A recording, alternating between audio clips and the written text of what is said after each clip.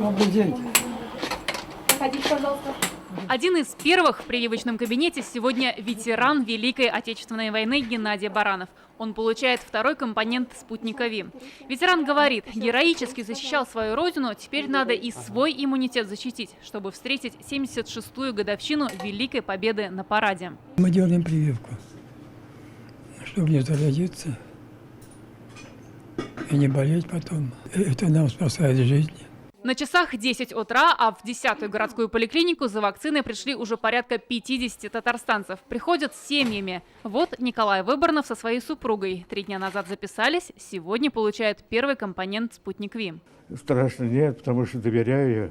Очень, как говорится, гарантия хорошая, большая. Там на много процентов столько стран закупают.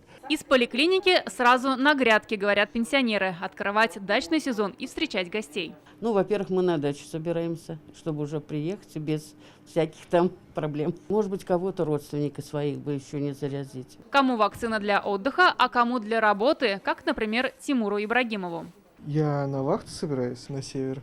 Вот, требуется прививка от компании. Запасы вакцины в поликлинике пополняют дважды в неделю. Сегодня медики ожидают привоз еще 500 доз. Более 40% привитых составляют пациенты в возрасте более 60 лет. На сегодняшний день привито более 7 тысяч человек. В майские праздники прививочная кампания, конечно же, продолжает свою непрерывную работу. Так пройти вакцинацию татарстанцы могут в поликлиниках в режиме работы самих учреждений. Ежедневно работают и мобильные пункты в торговых центрах.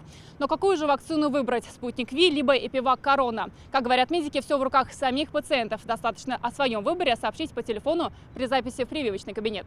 После вакцинации соблюдать масочный режим и не употреблять алкоголь. Таковы рекомендации медиков. Наталья Мезина, Данил Филатов, ТНВ, Казань.